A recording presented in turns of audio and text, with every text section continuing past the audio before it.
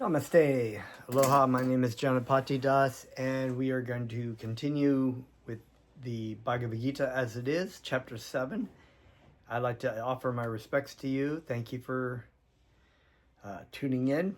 Happy New Year, and please let me offer my respectful obeisances to my spiritual master, Jagadguru Siddhaswarapananda Paramahamsa Srila Prabhupada, and to His Divine Grace A.C. Bhaktivedanta Swami Prabhupada. We will begin by following the instructions of our spiritual masters. The most important instruction that one can follow is to chant the names of Krishna. And this is what pleases the devotee of Krishna very much, is to hear the names of Krishna chanted with love and affection. So, that's what we're going to do.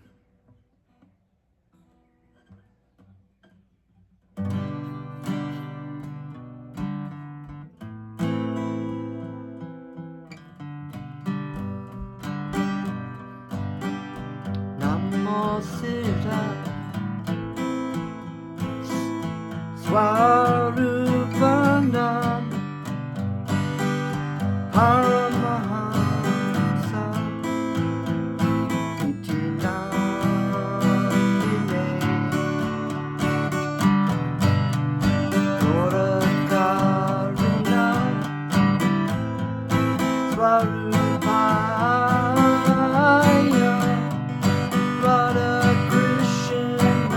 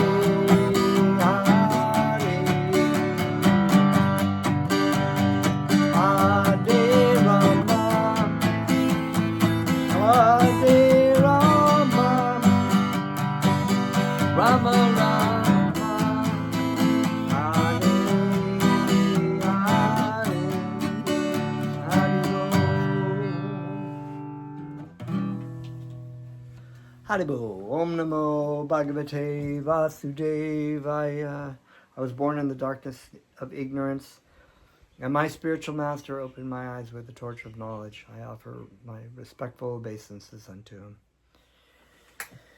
So we're continuing on, but I'm going to read, I realized going through the purport of text 15 last class, we were reading about the miscreants who are grossly foolish, lowest among mankind, whose knowledge is stolen by illusion, and who partake of the atheistic nature of demons, do not surrender unto me. So that was text 15. And we were reading through the purport by Bhaktivedanta, and one class I had to go, and I realized I had not read the full purport. So I'm going to read actually the whole 2 paragraphs of that first miscreant, villainous atheistic people, right? Okay. So, number 1, the mujas, who are those who are grossly foolish, like hardworking beasts of burden. They want to enjoy the fruits of their labor by themselves, and so do not want to part with them for the Supreme. It's like, why offer things to God? They belong to me, right? The typical example is the beast of burden is the ass. The humble beast is made to work very hard by his master. The ass does not really know for whom he works so hard day and night. He remains satisfied by filling his stomach with a bundle of grass, sleeping for a while under fear of being beaten by his master, and satisfying his sex appetite at the risk of being repeatedly kicked by the opposite party. So these people are not very intelligent, actually. The ass, is this one part I forgot. The ass sings poetry and philosophy sometimes, but the brain only disturbs others. So, I love that. This is the position of the foolish fruitive worker who does not know for whom he should work. He does not know that karma, action, is meant for yajna, sacrifice. So this is the part that got left out. Most often, those who work very hard day and night to clear the burden of self-created duties say that they have no time to hear of the immortality of the living being. Yeah, they're just like, I'm busy, I got things going on right in my life. I'm enjoying life. I don't want to be thinking about like my death and, what's going to happen at the end of when I get old. That's just going to happen somewhere down the line. So they think, right? To such mujas, material gains which are destructible are life's all in all, despite the fact that the mujas enjoy only a very small fraction of the fruit of their labor. Sometimes they spend sleepless days and nights for fruitive gain, and although they may have ulcers or indigestion, they are satisfied with practically no food. They are simply absorbed in working hard day and night for the benefit of illusory masters. Ignorant of their real masters, the foolish workers waste their valuable time serving mammon. So, and unfortunately, the society we live in caters to this kind of and this has happened over the last 100 years, specifically in the United States, with the change of needs-based marketing to wants-based marketing. So the desires of people, it's been stimulated by commercialism, and you always never have enough. Even when you get the thing that they're all advertising, there's the next thing, and you have to work really hard to try to get that thing. Or your kids want the next level of video game. It's not good enough to have SX438. All the kids at school now have this one.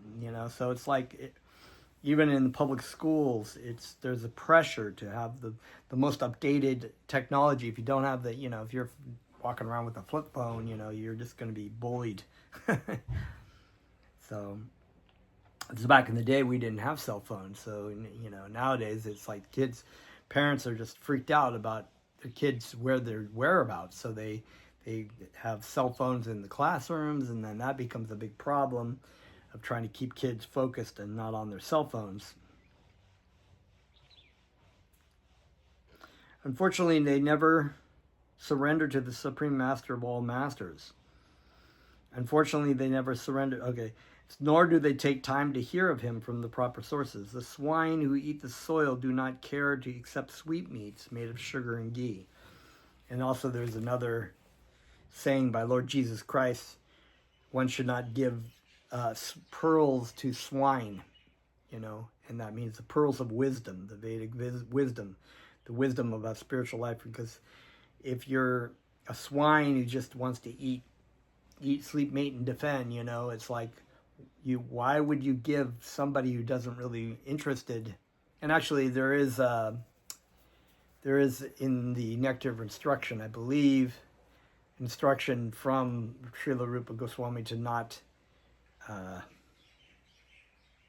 try to over endeavor or try to give. I think it was like an offense or something, that trying to disturb people, trying to force people. It's like we're in a society of debate. We want to try to persuade people of the right political opinion or whatnot, and so, but in spiritual life, we're not encouraged to try to. If people are not interested in spiritual life, we're instructed to not really waste our time so much trying to force them to see the light, because the Vedic wisdom is received in a different way than material knowledge. It's a change of heart. It does take a little bit of faith that you can trust the system, trust the process of approaching a spiritual master, of asking questions, of contemplating, of considering these questions, and taking them to heart and applying them and seeing. If we're instructed to chant the names of Krishna, that will purify our heart. It's not on a mental level. So you could be reading this whole thing, and if you're not receptive or you're not interested, you'll be already biased to try to deny that this is even real. And I've had these conversations with people, so I don't really, whatever. Unfortunately, similarly, the foolish worker will entirely continue to hear of the sense-enjoyable tidings of the flickering mundane force that moves the material world. So they want to hear the books, the movies, the things that have to do with where they're at. And so we pick up now from text 19. Bahunam janmanam ante janavan mam prapadyate vasudevaya sarva iti samahatma sudurlabaha. Bahunam, many, janmanam, births, ante, after, gananavan, he possessing knowledge, mam, unto me, prapadyate, surrenders, vasudeva, cause of all causes, sarvam, all, iti, thus, saha, such, mahatma, great soul, sudur labaha, very rare. Translation, text 19. After many births and deaths, he who is actually in knowledge surrenders unto me, knowing me to be the cause of all causes and all that is. Such a great soul is very rare. So we have this word Mahatma. Maybe some people will know that name with Mahatma Gandhi. Mahatma means a great soul, but really it doesn't. People think, oh, well, Mahatma Gandhi was a great soul because he was, a nonviolent political figure. But actually, it's a very interesting story because even our Bhaktivedanta Swami, my spiritual grandfather, because, Mahatma Gandhi was a Vaishnava, but he, of a different Sampradaya, I believe. And but he didn't really spend time taking to heart spiritual life. He wanted to try to solve the problems, the political things, by protesting. So he spent most of his time political, and so he was known as Mahatma, and people think of him as great, as this person who actually did so many great things politically. But Bhaktivedanta Swami Prabhupada had a spiritual vision of Mahatma Gandhi, and he said you should be using your political influence to try to teach people Bhagavad Gita. He even wrote him a letter. He wrote him a letter, and he asked him to please chant the names of Krishna and to spread, Lord Chaitanya's mission, and that if he kept doing what he was going to do, he would eventually be assassinated. He saw that. And actually even the Mahatma Gandhi was told by people not to go to this particular place, and then when he did, he was assassinated. So he wasted his human form of life. So he was really not a Mahatma after all, even though he did so many things politically that people admire. The Mahatma referred to is a person who is in knowledge, like Bhaktivedanta Swami Prabhupada, like our Srila Prabhupada, or Mahatmas. They're great because they come to the point of knowledge, and they realize, and they listen from their spiritual master, and they know that Krishna is the cause of all causes, and that you should surrender to Krishna. And that's really what a Mahatma is. Purport: the living entity, while executing devotional service or transcendental rituals after many, many births, may actually become situated in transcendental pure knowledge. That is the Supreme Personality of God. It is the ultimate goal of spiritual realization. In the beginning of spiritual realization, while one is trying to give up one's attachment to materialism, there is some leaning towards impersonalism. But when one is further advanced, he can understand that there are activities in the spiritual life, and that these activities constitute devotional service. Realizing this, he becomes attached to the Supreme Personality of Godhead and surrenders to him. At such a time, one can understand that Lord Sri Krishna's mercy is everything, and that he is the cause of all causes, and that this material manifestation is not independent from him. So this is what Bhaktivedanta was trying to impart to Gandhi, was that, you can surrender to Krishna and solve the problem, because, whether Britain would be taking over India or not, it eventually, all things pass. Whether we had a perfect situation of India, everybody has to pass. Things change in the material world. And you should surrender your life to Krishna and educate people about Krishna, because that really will go beyond the existence of the material India and the material Britain and whatnot. At such a time, one can understand that Lord Sri Krishna's mercy is everything, and that he is the cause of all causes, and that this material manifestation is not independent from him. He realizes the material world to be a perverted reflection of spiritual variegatedness, and realizes that in everything there is a relationship with the Supreme Lord Krishna. I heard this from my godbrother, who was reading from the Srimad Bhagavatam. It says that you can see everything in relation to Krishna. It's really what it's about. Thus, he thinks of everything in relation to Vasudeva. There it is right there. Or Sri Krishna. Such a universal vision of Vasudeva precipitates one's full surrender to the Supreme Lord Sri Krishna as the highest goal. Such surrendered great souls are very rare. So if you've surrendered to Krishna and you've given your life to Krishna, even if in the body or in the material world, you have attained the goal of your human form of life, and you will go back to Krishna if you continue on that road.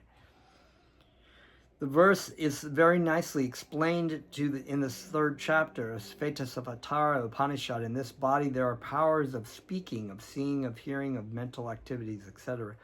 That these are not important if not related to the Supreme Lord. So this is, again, it's like all your abilities of intelligence and your abilities to be a leader and whatnot, completely wasted. It's like the end of the shopping spree that we've talked about. You've gathered all these things, and you're using them while in this temporary existence, but then you have to give it up.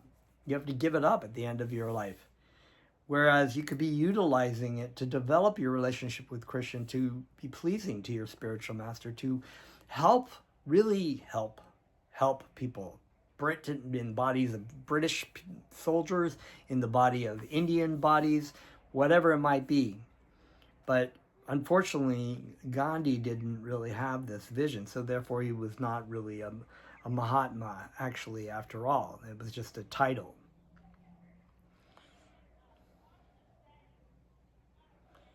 But these are not important if not related to the Supreme Lord. Because Vasudeva is all-pervading and everything is Vasudeva, the devotee surrenders in full knowledge. See if Bhagavad Gita 7, chapter 7, verse 17. What was that? Oh yeah, we just read that. And 1140. Text 20. Kamash tar tash taish tar hiliti gana na. Prapadyante nya devataha tam tam niyamam ashtaya prakritya niyataha svaya kamai by desires, tai by those, tahi by those, trita distorted, ganana knowledge, prapadyante surrender, anya other, devata demigods, tam that, niyamam rules, astaya following, prakritya by nature, niyataha controlled, svaya by their own.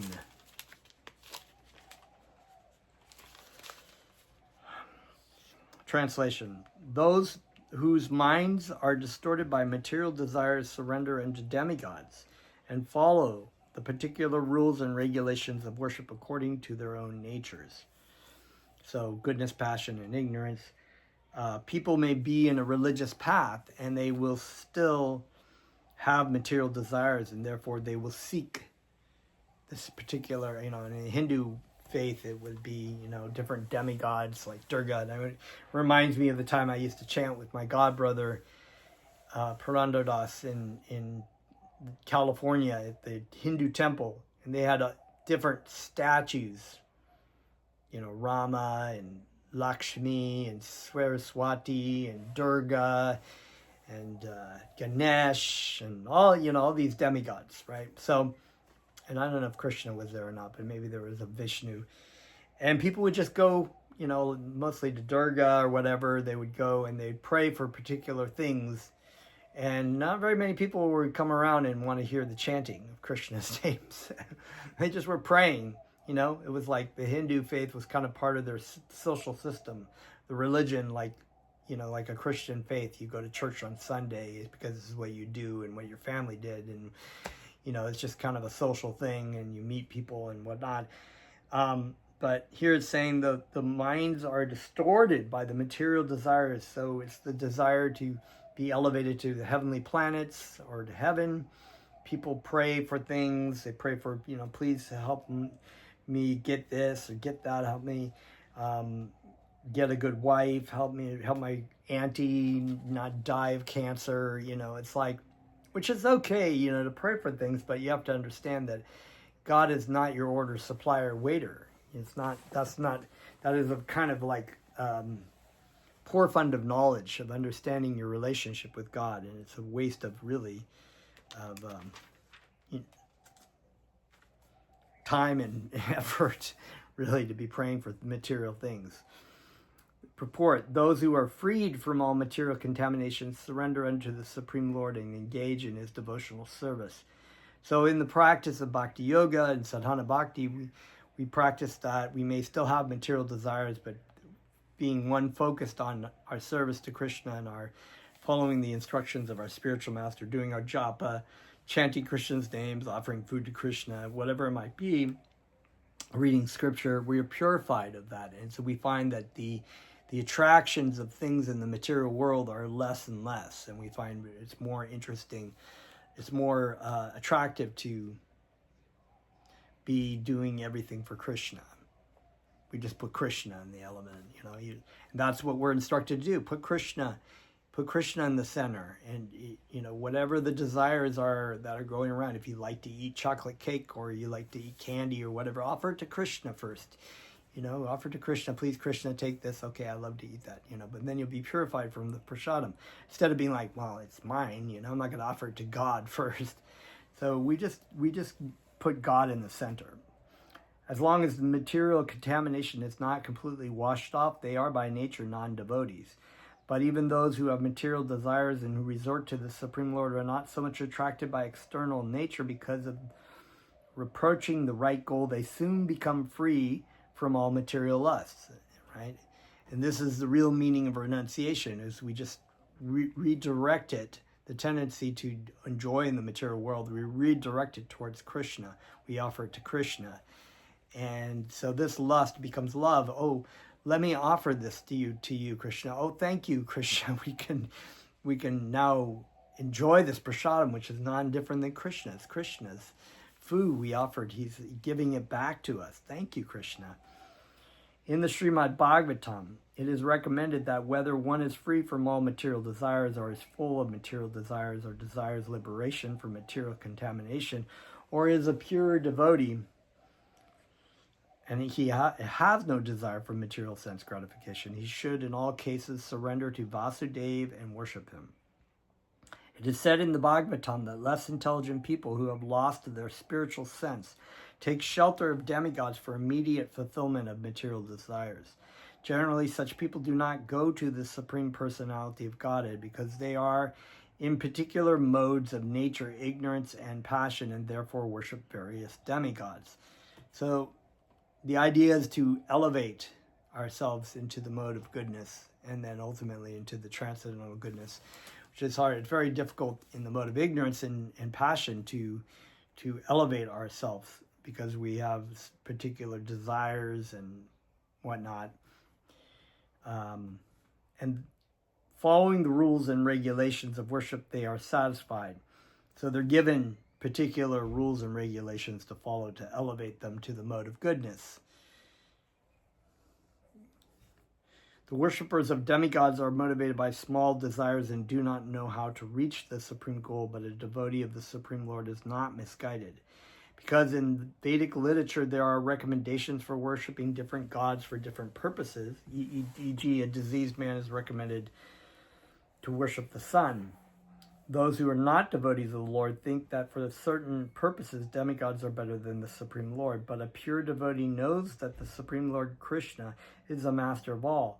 In the Chaitanya Charitamrita, it is said that only the Supreme Personality of Godhead, Krishna, is master, and all others are servants. Which is why in the Govardhan Hill story, they were going to be, making offerings to Indra, and Krishna was like, just offer it to Govardhan Hill instead, which was non-different than Krishna. So he fooled everyone to worshiping Krishna. Therefore, a pure devotee never goes to the demigods for the satisfaction of his material needs. He depends on the Supreme Lord. So even the smart people that have material desires will offer it to Krishna because they understand that Krishna, it is only through the mercy of Krishna the demigods are allowed to have the prayers of their devotees answered. They don't have the power really without the mercy of Krishna. So they offer it to Krishna or to Vishnu. And the pure devotee is satisfied with whatever he gives. Text 21. Yo yo yam yam tanum bhaktaha shraddha yaro chitum ichati tasya chalam shraddham tam evam vidadami aham. Ya that, yam which. Tanum, form of the demigods, bhakta, devotee, shraddhaya, with faith, architum, to worship, ichati, desires, tasha, of that, achalam, steady, shraddham, faith, tam, him, eva, sir, surely, vidadami, give, aham, I am in everyone's heart as the supersoul. As soon as one desires to worship the demigods, I make his faith steady.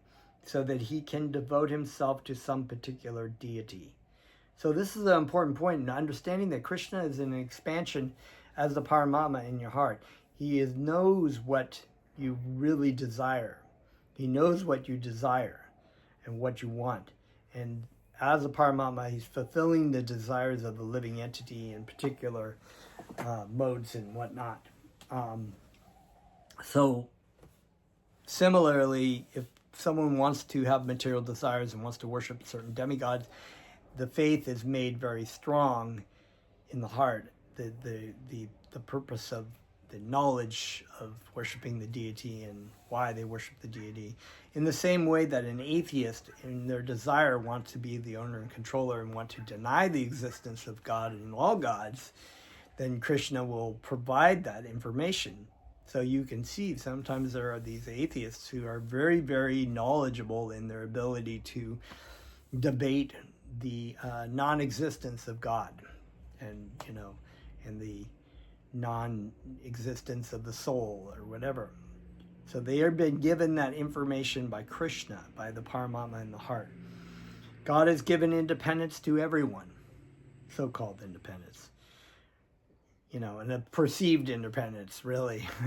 We're either going to serve Maya or we're going to serve Krishna, and Maya is Krishna's external energy. So, but if we don't want to serve Krishna directly, then we will serve the material energy. God is given, and we'll be believing that we are independent. We are making our own decisions. Therefore, if a person desires to have material enjoyment and wants it very sincerely to have such facilities from the material demigods, the Supreme Lord as Supersoul in everyone's heart understands and gives facilities to such persons. As the Supreme Father of all living entities, he does not interfere with their independence, but gives all facilities so that they can fulfill their material desires. Krishna doesn't interfere with the things that, it's not like, people are all like, well, why doesn't God just force people to surrender? Well, what would that be about love? You want somebody to really love you with their own will. I really, with my will, surrender my life to you. But if you don't want to surrender your life, then it's for your forcing. What is that about love? You can't make somebody love you by forcing them. So that's the answer to atheists who are like, well, if God exists, why didn't he just make everybody see him and understand him? It's really because your own desire doesn't want to, you have other desires. So he doesn't, interfere with their independence, but gives all facilities so that they can fulfill their material desires, or, attempt to, until they get to this point of like, wow, I've had all these things, I've had all these women, all these jobs, all these cars, and things that are supposed to, the greatest food, and the greatest sex, whatever, all the weapons of, whatever destruction, it's like I'm the leader of the world, and still it's not satisfying. And then you come to the point and you may have that, why is this happening? Why does this not satisfy? Some may ask why the all-powerful God gives facilities to the living entities for enjoying this material world and so lets them fall into the trap of the illusory energy. The answer is that if the Supreme Lord as Supersoul does not give such facilities, then there is no meaning to independence or perceived independence, right?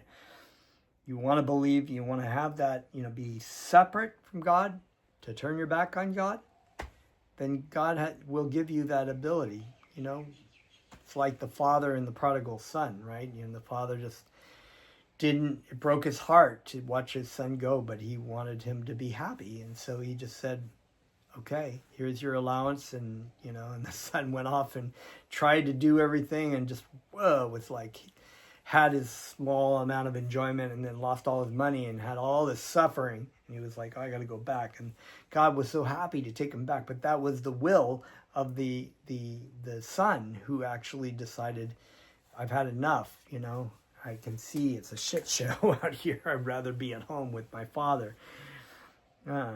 Lovely story by Jesus Christ.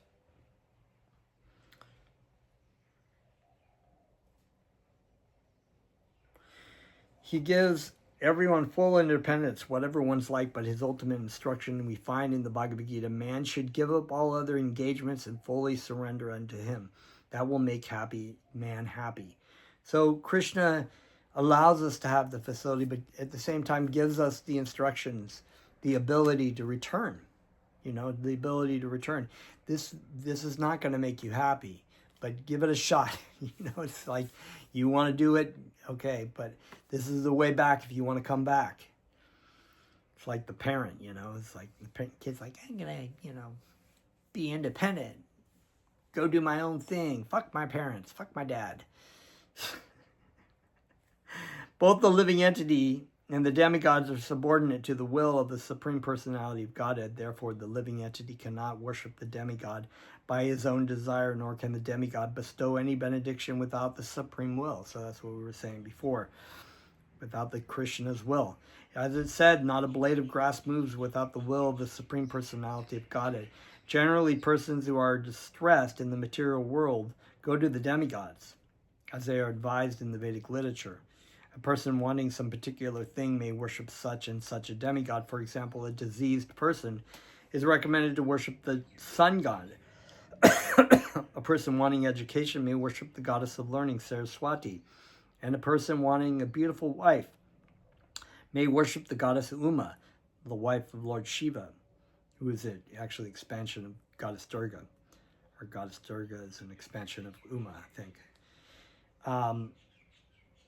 In this way, there are recommendations in the Shastras, Vedic scriptures, for different modes of worship of different demigods. And because a particular living entity wants to enjoy a particular material facility, the Lord inspires him with a strong desire to achieve that benediction from that particular demigod. And so he successfully receives the benediction. The particular mode of the devotional attitude of the living entity toward a particular type of demigod is also arranged by the Supreme Lord. So this is all really amazing. It's different than the idea of a Islamic or Christian God, Jehovah, or, which is really Krishna, but this sort of idea that you need to surrender to God, because if you don't, you can do what you want, but there's hell waiting for you. You're going to go to hell. You're going to go to hell. It's like you're going to eternally burn. It's not so much about, okay, God is giving you free will, and the results is not God doing that, but the results is God's energy, of you being entangled in God's energy where you don't belong. The demigods cannot infuse, making a bad decision, basically. It's making a bad choice. Don't go down that road. Okay, I want to go down that road. Oh, I just fell in a pit. I told you not to go down the road. The demigods cannot infuse the living entities without such an affinity, but because he is the Supreme Lord, or the Supersoul, is present in the heart of all living entities, Krishna gives impetus to man to worship certain demigods. The demigods are actually different parts of the universal body of the Supreme Lord, therefore they have no independence. In the Vedic literature, Taittiriya Upanishad, first Anuvaka, it is stated, the Supreme Personality of Godhead as Supersoul is also present within the heart of the demigod. Therefore, he arranges through the demigod to fulfill the desire of the living entity. But both the demigod and the living entity are dependent on the supreme will. They are not independent. So we're given a perceived independence, but the reality is that none of the living entities, whether they're in the bodies of humans or ants or demigods, powerful demigods, are just empowered living beings, right? But they are dependent upon the will of the Supreme Lord. So the only person who is completely independent is Krishna. Everyone else is dependent on the energies, on Krishna or Krishna's energies. I mean, even in this material world, we're completely dependent upon the things we may manipulate those kinds of energies that already exist of Krishna's energies to maintain, but we are completely at the dependence. You think about like situations where if there's a huge famine, Or what if there is a massive cyber hack and everything gets shut down? All the energy and all the Wi-Fi, we are completely helpless. The government will not be able to help us with that, at least not initially. We are completely at the mercy of Krishna. Text 22. Sataya Shradaya Yuktas Tashyaradhamma Dhanam Iyate Labate Cha Tata Kaman Mayaiva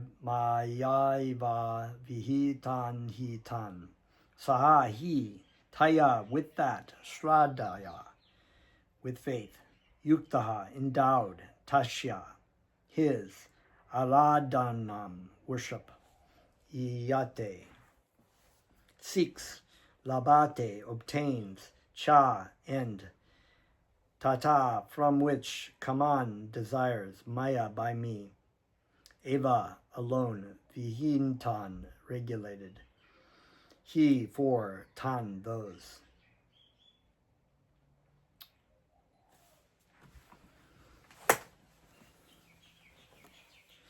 Okay, translation. Endowed with such a faith, he seeks favors of a particular demigod and obtains his desire, but in actuality, these benefits are bestowed by me alone. This is Krishna saying to Arjuna. All these things are done by me. The demigods cannot award benediction to the devotees without the permission of the Supreme Lord. The living entity may forget that everything is the property of the Supreme Lord, but the demigods do not forget. So the worship of the demigods and achievement of desired results are not due to the demigods, but due to the Supreme Personality of Godhead by arrangement. The less intelligent living entity does not know this.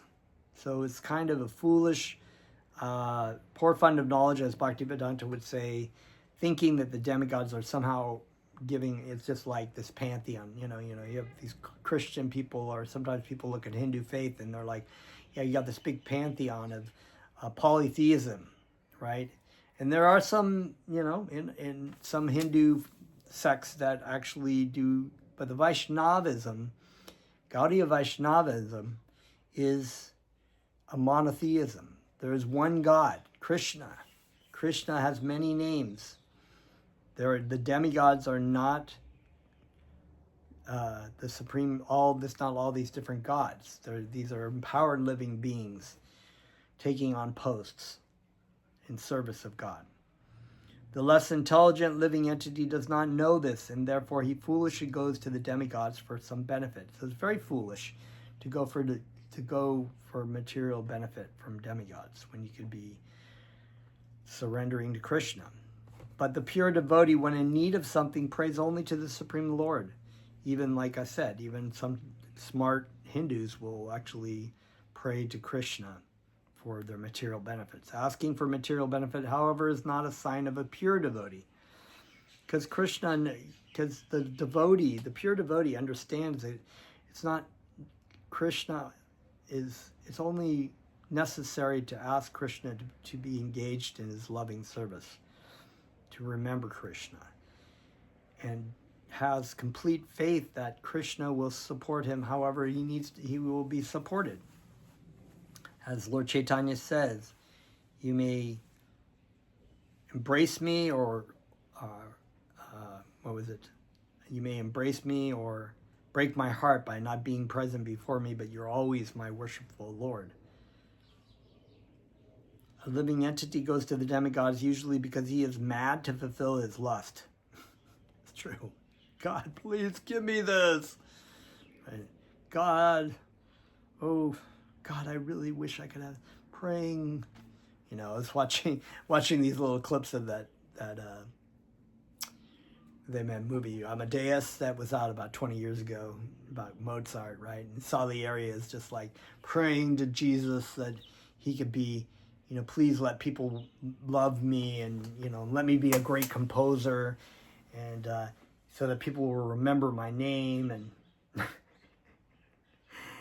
and he gets mad and throws the cross in the fire when he's not when God doesn't give him what he wants.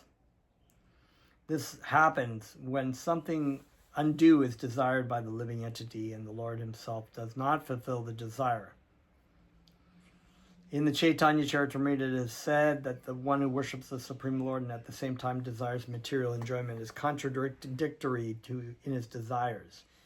Devotional service of the Supreme Lord and the worship of a demigod cannot be on the same platform because worship of a demigod is material and devotional service to the Supreme Lord is completely spiritual. For the living entity who desires to return to Godhead, material desires are impediments. A pure devotee of the Lord is therefore not awarded the material benefits desired by less intelligent living entities who prefer to worship demigods of the material world rather than engage in devotional service of the Supreme Lord. So that says they're not really interested in being a devotee of God. They're not really interested in God at all. They want God's kingdom. It's like, Christians or Jehovah's Witnesses or Mormons or whatever. Mormons want to be, they just want to be, they believe that you can become like a Lord Brahma, you God of your own planet, and be like the Lord, and at least a small God, right? It's like some people just want to go to the new earth or be part of the government and the kingdom, or enjoy with their families and God's kingdom, and God will just be some nebulous spirit who's just benedicting everyone all over the place. It's like the devotee is not really interested in heaven or, all he wants is the loving service, some service, to be the speck of dust at the lotus feet of Krishna, to not even really be in the presence of Krishna. If Krishna wants him, he just wants to do the desire of God. If the desire of God is to put him in hell, to preach, then he will go there. He will give up by seeing his Lord and being in Goloka Vrindavan, because wherever Krishna is, wherever the spiritual master is, there is Goloka Vrindavan. It's not like a geographical location. Text 23. Let me go. Okay, this is a long word, but we'll get through it. Antavat tu phalam tesham tad bhavanti alpa medasham devan deva diajo yanti mad bhakta yanti mam api. Antava tu limited and temporary. Phalam, fruits. Tesham, there. I like that word, phalam, fruits. Tat, that. Bhavati, becomes. Alpa medasham, of those of small intelligence. Devan, demigods, planets. Deva yaja, worshippers of demigods. Yanti, achieve. Mat, my. Bhaktaha, devotees. Yanti, attain. Mam, unto me. Api, surely. Translation, text 23. Men of small intelligence worship the demigods, and their fruits are limited and temporary. Those who worship the demigods go to the planets of the demigods, but my devotees ultimately reach my supreme planet. The supreme planet, Krishna, is, once you go to Krishna Loka, you don't return, It's going home to Krishna. That's the goal. That's why we call it Krishna consciousness. Going home, going back to Godhead. You can be a demigod. You can go to the heavenly planets. You can live for a very long time with extremely high sense enjoyment that is unheard of in this material world. And so they cite this in the Quran too. The 72 virgins and the gardens of paradise. These are all like the heavenly planets. With the fruit of work you do, your fruit. Your fruit is still this heavenly planet, which is, in a different form of a demigod. But it's said that you can live there very long, but you will eventually have to leave. And said that you fall out of the spiritual sky and you see your lover immediately begin to embrace another demigod while you're falling through the sky, going back to the Earth planet. So this is not it's not real great intelligence to worship demigods, because you're just going to continue on this cycle of samsara. In fact, actually, many of the demigods and heavenly planets pray that they can be back in the human form of life, because then they have the opportunity to go back to Krishna Loka. Some commentators on the Gita say that one who worships a demigod can reach the Supreme Lord, but here it is clearly stated that the worshippers of demigods go to different planetary systems where various demigods are situated.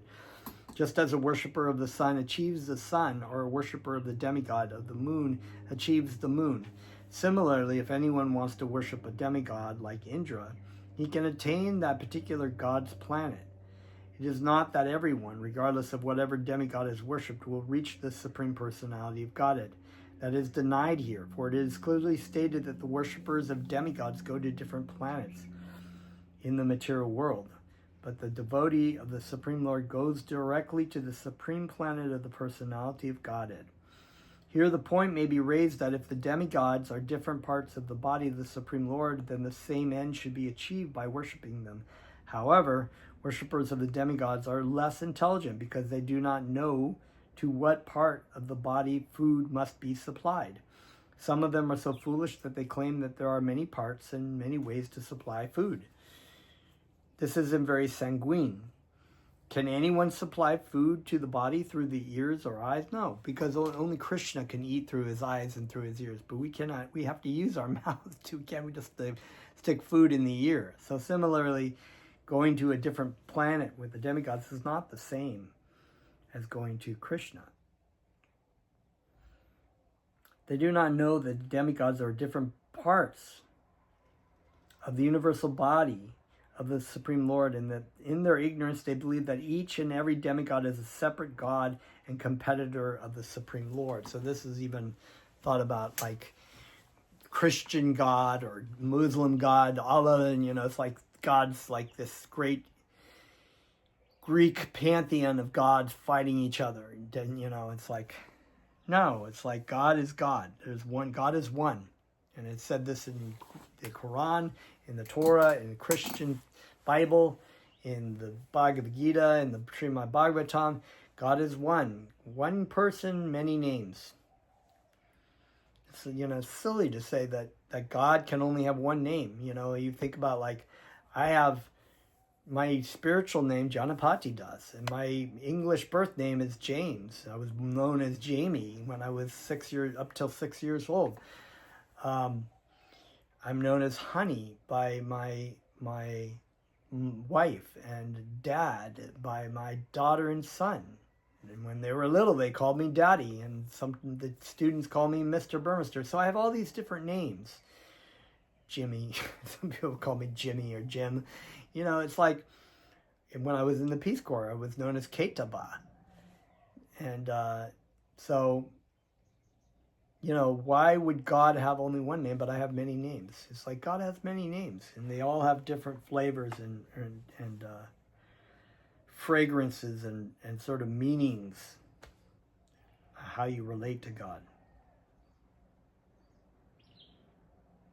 Not only are the demigods parts of the Supreme Lord, but ordinary living entities are also. In the Srimad Bhagavatam, it is stated that the Brahmanas are the head of the Supreme Lord, the Kshatriya are the arms, etc., and that they all serve different functions.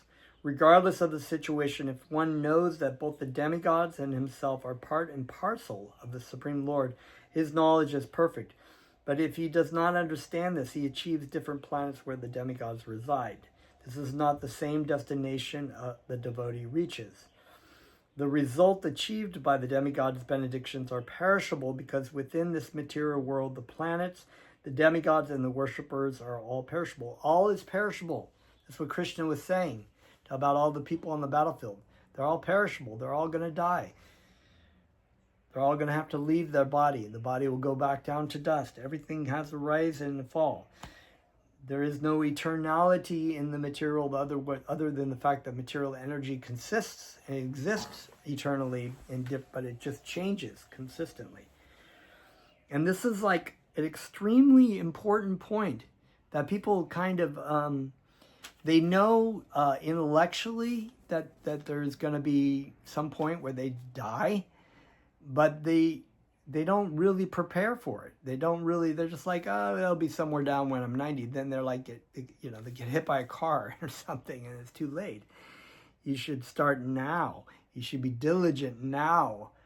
You should be cultivating, expecting that death, as my spiritual master would say, imagine if you had 30 days to live. How would you act? Nobody really acts, and they come to the point of death, and everything suddenly they're like, oh, I got to be doing this and this and this, and I got to treat people better. It's like, no, you should be treating people better now. You should be thinking, I have 30 days left to live, to be on this body. How am I going to walk on this earth? How am I going to relate to people? This is how you should be cultivating. A devotee cultivates this knowledge that death could come at any time. The world is a very dangerous place, as Srila Prabhupada says. There is death at every step. I mean, I think about times I've been mugged, where I could have been killed, in places. I've been in accidents. I've had malaria, and I've almost drowned, and I've had cancer. It's like the death is at every step. So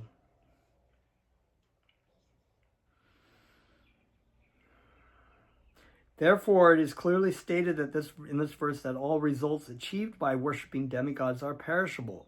So even if you're worshiping for things, even if you're striving for things, even if you're taking time to pray to go to heaven, that's a temporary stay over. They think, Christians think it's an eternal thing, but if you're working for that heavenly planet, that's just a temporary stopover.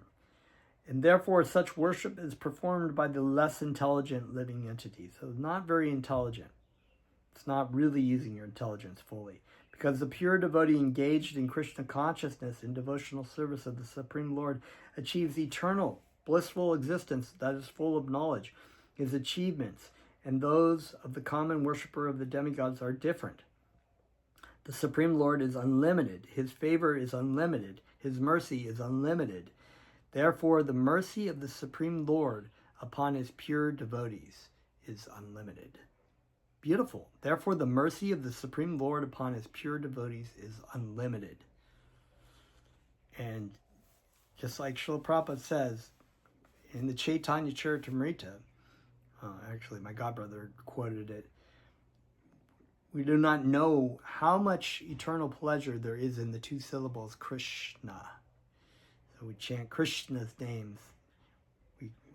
We offer our respectful obeisances unto Sri Krishna, and the mercy and love of Krishna by saying his names is unlimited. Thank you very much. We'll tune in next time for some more.